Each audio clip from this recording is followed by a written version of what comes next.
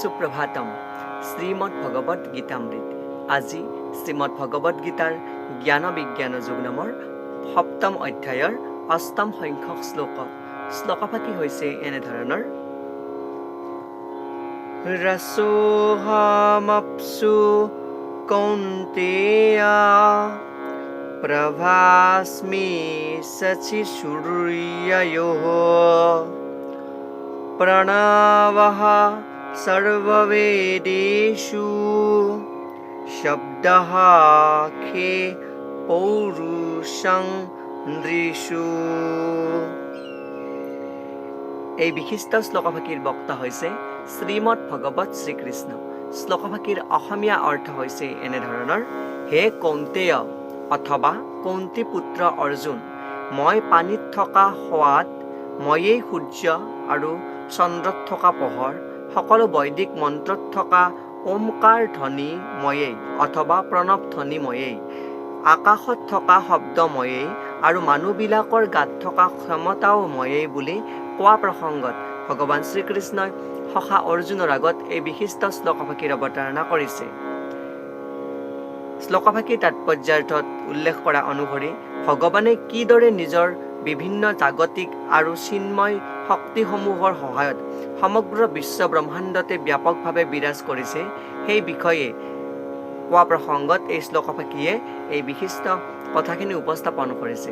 ভগৱান পৰম শক্তি, যি চিৎ শক্তিৰ দ্বাৰা বা চিন্ময় শক্তিৰ দ্বাৰাই বিশ্ব ব্ৰহ্মাণ্ডৰ সমস্ত বস্তুকে ধাৰণ কৰি থাকে, সমস্ত বস্তুকে পালন কৰি থাকে, সেই কথা এই শ্লোকফাকিৰ দ্বাৰাই উপস্থাপন কৰিছে।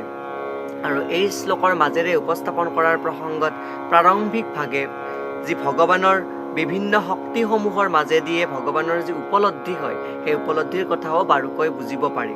আৰু এই প্ৰসংগত এজন ব্যক্তি আৰু তেওঁৰ সৰ্বব্যাপক শক্তিটোৰো উপলব্ধি কৰা হয় সূৰ্য ৰশ্মিৰ মাজত, যি সূৰ্য নামৰ দেৱতাৰ মাজত। এই নিৰ্বিশেষ শক্তিসমূহেই হৈছে ভগৱানৰে পৰম শক্তিৰ এটি অংশ মাত্ৰ। আৰু এইদৰে তেওঁৰ নিত্যধামত বিৰাজমান পৰম পুৰুষ ভগৱানকো তেওঁৰ সৰ্বব্যাপক বিভিন্ন ধৰণৰ শক্তিসমূহৰ মাজতে উপলব্ধি কৰিব পাৰে। আৰু সোৱাদে হৈছে যি প্ৰাণীৰ সক্ৰিয় যি ধৰ্ম বা পানীৰ যি মুখ্য ধৰ্ম সোৱাদ, ৰসস্বাদ, সেই ৰসস্বাদক উপলব্ধি কৰিব পাৰে। আৰু সাগৰৰ পানী পিবলৈ কোনেও ইচ্ছা নকৰাৰ ক্ষেত্ৰত যি লৱণীয়তা থাকে, তাৰ বিশুদ্ধ সোৱাদটোৰ লগত থকা যি নিমখৰ যি সোৱাদ, এই সোৱাদটো তেওঁ উপলব্ধি কৰিব পাৰে। পানীৰ সোৱাদৰ বিশুদ্ধতাৰ ওপৰতে পানীৰ প্ৰতি আকৰ্ষিত হয় বা নিৰ্ভৰ কৰে। এনেধৰণৰ বহুখিনি কথা ইয়াতে প্ৰসংগত উপস্থাপন কৰিছে, কিয়নো সেই মহাভূতৰ পৰা আদি কৰি জগতৰ সৃষ্ট প্ৰতিপদ বস্তুকে তেওঁ ধাৰণ কৰি থাকে বুলি ইয়াতে উল্লেখ কৰিছে। আৰু এই প্ৰসংগত ভগৱান চৈতন্যদেৱে তেখেতৰ অনুপম দাৰ্শনিক তত্ত্ব, যি অচিন্ত অভেদা অভেদ নামৰ যি তত্ত্ব দৰ্শন, সেই তত্ত্ব দৰ্শনত অচিন্ত ভেদ আৰু অভেদ তত্ত্বৰ মাজত যি সম্পৰ্ক বা যি পাৰ্থক্য, সেই পাৰ্থক্য ইয়াতে উপস্থাপন কৰিছে। অৰ্থাৎ একে সময়তে অভিন্ন হৈ থাকিও বিভিন্ন হৈ থাকিব পৰা মতবাদটো প্ৰতিষ্ঠা কৰিছে। আৰু সূৰ্য চন্দ্ৰৰ পোহৰো মূলতঃ ব্ৰহ্মজ্যোতিৰ পৰাই বিকিৰিত হৈ ওলায়। আৰু সেই যি ব্ৰহ্মজ্যোতি, সেই ব্ৰহ্মজ্যোতি হৈছে পৰম আৰাধ্যজনৰ আধাৰ।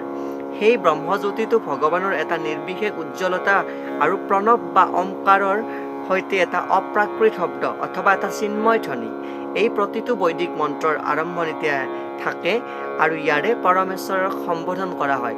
অৰ্থাৎ যি আমি ওম উচ্চাৰণ কৰোঁ, সেই ওম ধ্বনিটো হৈছে পৰমেশ্বৰৰ সম্বোধন অৰ্থত ব্যৱহাৰ কৰা বা প্ৰণৱ অৰ্থত ব্যৱহাৰ হোৱা এটি ধ্বনি।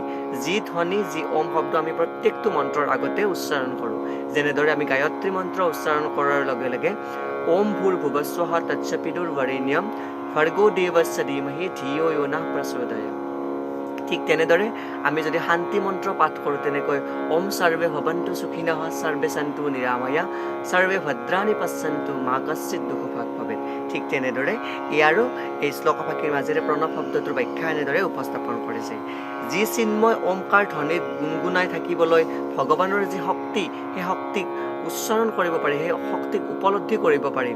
কিন্তু তেওঁলোকে এই কথা বুজি নাপায় যে ওমকাৰো স্বয়ং ভগৱান কৃষ্ণৰে এটা শব্দময় ৰূপ, যিয়ে এই নিৰ্বিশেষবাদীসকলক উপলব্ধি কৰে বা নিৰ্বিশেষবাদীসকলক মানে। কৃষ্ণ ভাৱনা সৰ্বত্ৰ বিৰাজমান।